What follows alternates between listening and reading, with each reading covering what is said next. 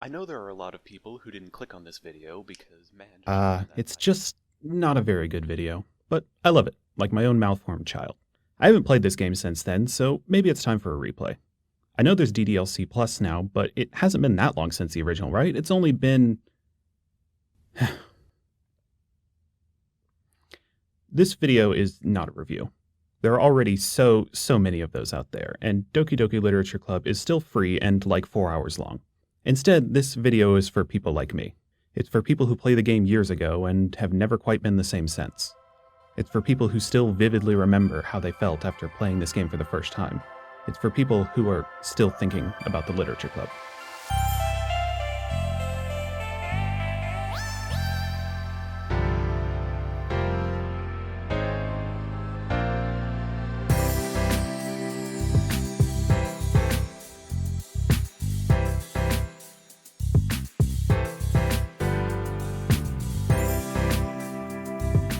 Doki Doki Literature Club. We all know the program by now.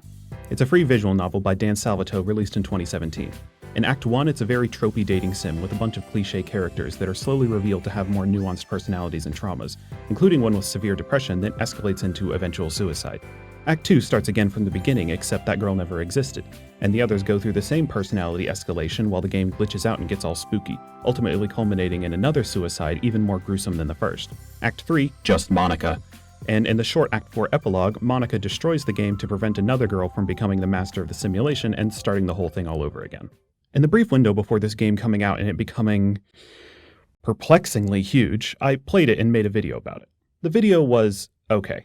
It was the first one I had ever made, and beyond the dull editing, repetitive script, and the fact that the whole thing was recorded on an old headset mic that made it sound like I had a sock over my head and the mic, there are many things fundamentally wrong with that video. There are points that I no longer stand by, and I think my overall inexperience as a writer and critic meant that I struggled to cope with how the game made me feel. I've often wanted to correct those mistakes, but I also haven't played the game since because it damaged me. But then a new version came out in the form of DDLC Plus, a more polished re-release with some bonus content. That was a little while ago, but in lieu of my standard 8-month disappearance between videos, now seems like a good time to jump back in and right some wrongs. The announcement of DDLC Plus prompted a return of a lot of discourse about spoilers, since the game outright called itself a psychological horror on its new Steam page. Spoiler culture permeates the entire internet already, but it's always hung around this game like a smog. Is it a spoiler, some ask, to say that this game is a horror game? No. No, it's not, and I kinda thought we were past this. The easy rebuttal is to just point to that tweet from Salvato saying that if all the game had was its surprise, then it would be shallow and pointless. Fine is a short answer, but the long answer is that we need to take a long and hard look at what the actual value in these stories is. If we aren't here for the surprise, then what are we here for? Take the infamous disclaimer. This game is not suitable for children or for those who are easily disturbed. Followed by the music kicking in and all the cute girls on the main menu for a bit of extra whiplash. 5 years ago, I discussed my own experience with how this disclaimer basically had me on edge for the first 2 hours waiting for the other shoe to drop. Eventually wondering if I was being double baited by a completely on-the-level game right before things went crazy for real.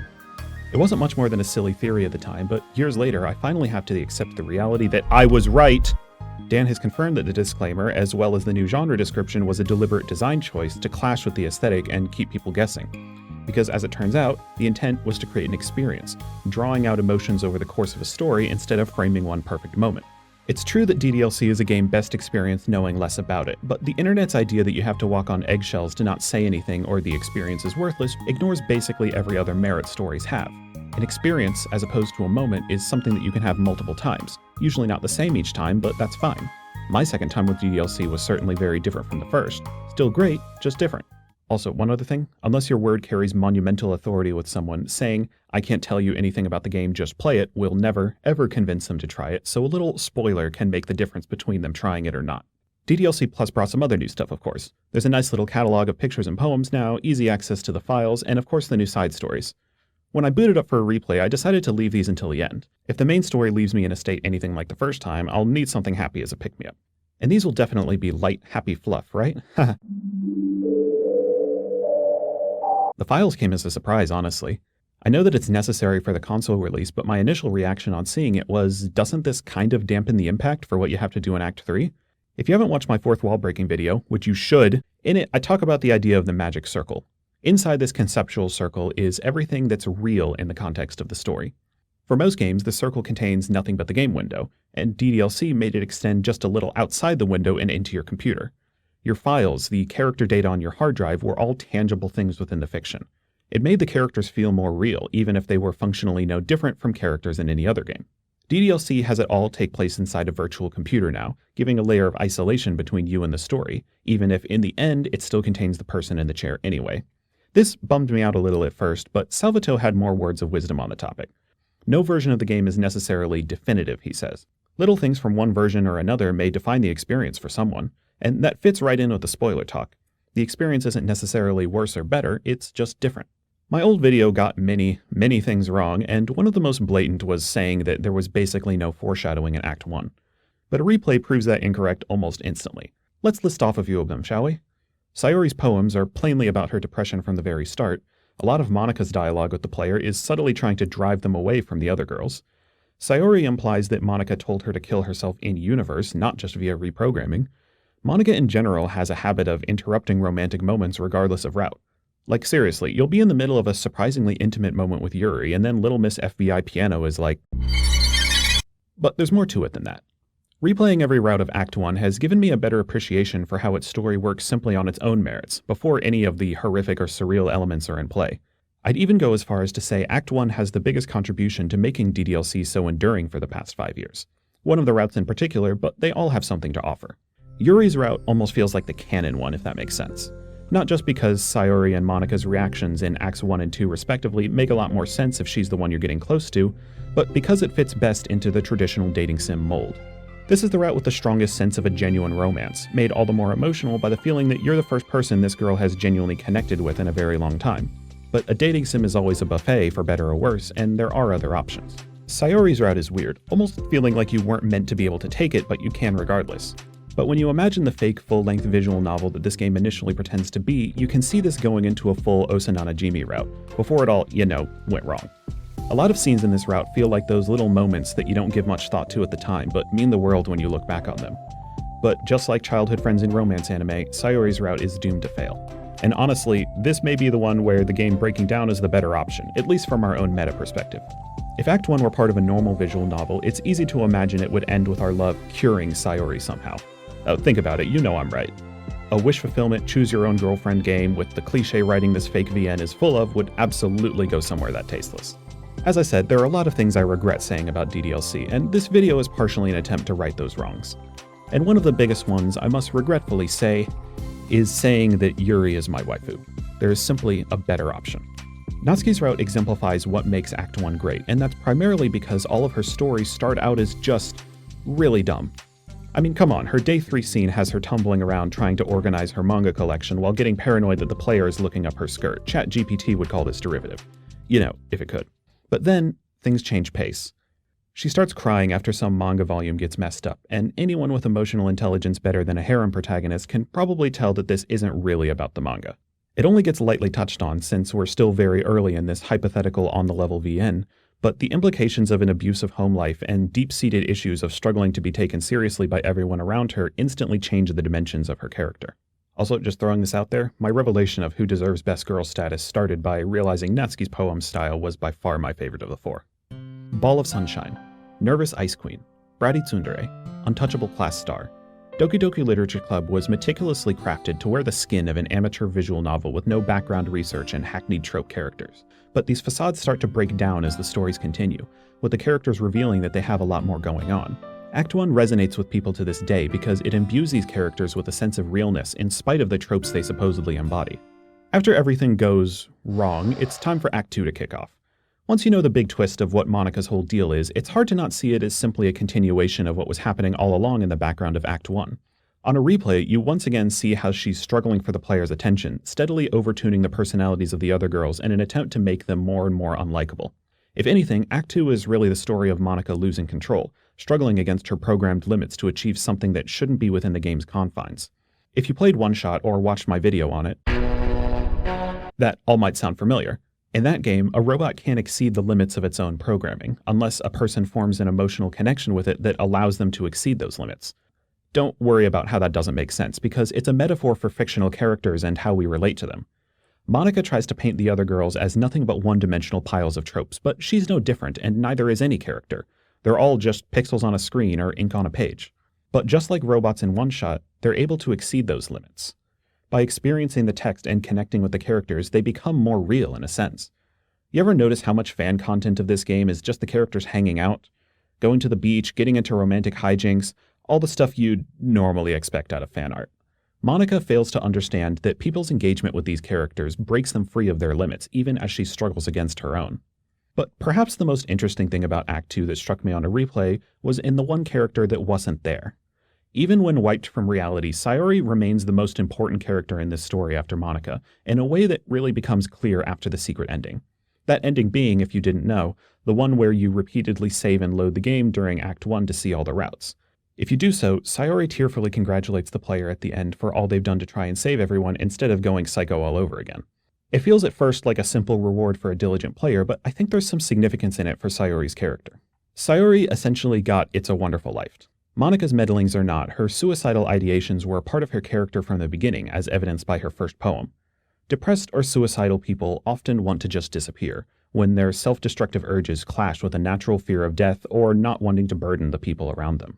Sayori got this wish when she was deleted, but nobody could have predicted the consequences. Beyond the glitches, beyond the escalating personalities, there's a void in Act 2 and the club where Sayori used to be.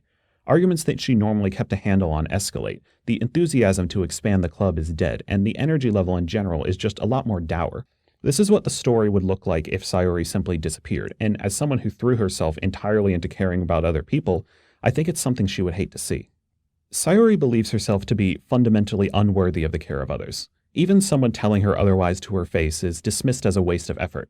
But in the secret ending, with the perspective of becoming aware of the game, she's able to see what effect her disappearance would have on those she cares about, and the effort we put into trying to save her when no one was watching.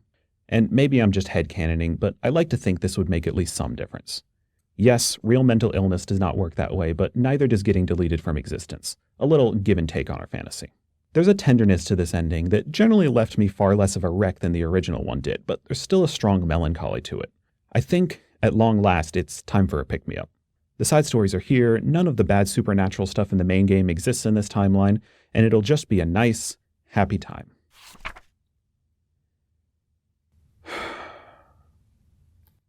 The side stories are good. They're basically a bonus 6-episode DDLC anime. Enjoyment of them entirely hinges on already being invested in the characters, and the impact of the individual ones will be extremely personal, so there's no point in reviewing them all individually other than to start fights, which is why I'll do so on screen right now. Really, these stories just solidify my theory that Act 1 was what really made people fall in love with this game, and what makes Act 1 is the contrast. We're not supposed to admit this, but as an occasional weeb, I have to confess that sometimes I like anime bullshit. Those hollow cliches of character, situation, and dialogue are a very dumb kind of fun. But the Doki Doki Literature Club touch is to pivot from that anime bullshit into something a lot more real. Like in side story number 6, Self-Love, the best one, things start out as a very simple continuation of the ongoing conflict between Natsuki and Yuri. They've been feuding over their petty literature opinions and general personality clash, but are currently at something of an uneasy truce. This story entirely takes place in an abandoned stairwell where Yuri goes during lunch, starting on the day when Natsuki starts to show up as well. For a good while, it's just normal high school drama. They stammer at each other, get into misunderstandings, talk about a little of this and a little of that. But then the subject drifts over to Natsuki's other friends. It's been known for a while now that these friends have been continuously putting her down for the very interests that led to her struggling to fit in with the literature club. But we start to hear more details on this behavior, and how they withdraw approval and affection seemingly at random just to keep Natsuki on her toes. When Yuri tentatively suggests Natsuki might be better off spending less time with them, Natsuki takes offense, saying it's her own fault for being so sensitive. But as things go on, Yuri starts to get accustomed to Natsuki being there at lunchtime, and the other way around. Little gestures of affection start appearing, like bringing a drink or snack for the other, or dismay when it seems that the other might not be there. Sometimes they talk, sometimes they just sit there in silence. It becomes a space where they're both welcome, but at the same time don't feel pressured. And then, one day, Natsuki says that she decided to do it. She's cut off her other group of friends. And as Yuri sits there in shock, Natsuki begins to breathe heavily, curling up into a ball, and calling out for help in a barely audible voice. The scene that follows has no visuals. The already minimalist presentation of the medium is cut down even further, but the scene in your head is clear as day. Yuri tenderly takes hold of Natsuki and helps her through her panic attack. And then, it's over.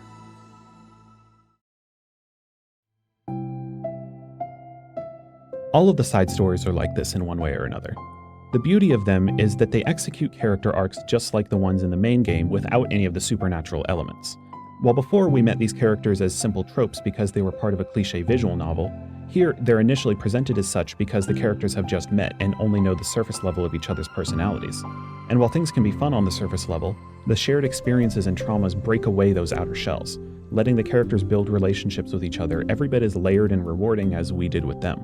I think my biggest regret from my old video, like actual biggest regret, none of that waifu stuff, was saying that Doki Doki Literature Club was only about one thing. Looking back now, it's about so much more than just horror.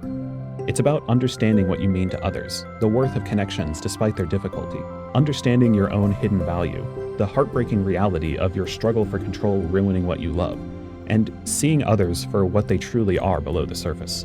And really, any number of other things, because art can do that for us. It's not just pixels on a screen or ink on a page like the characters, it's something that finds life through our interaction. And knowing that, how could Monica's or my old self's insistence that the other girls are all unlovable cardboard cutouts be any further from the truth?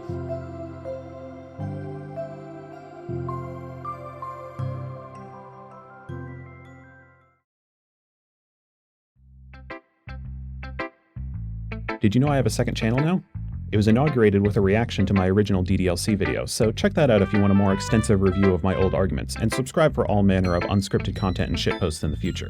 I could talk about this game basically forever, I think.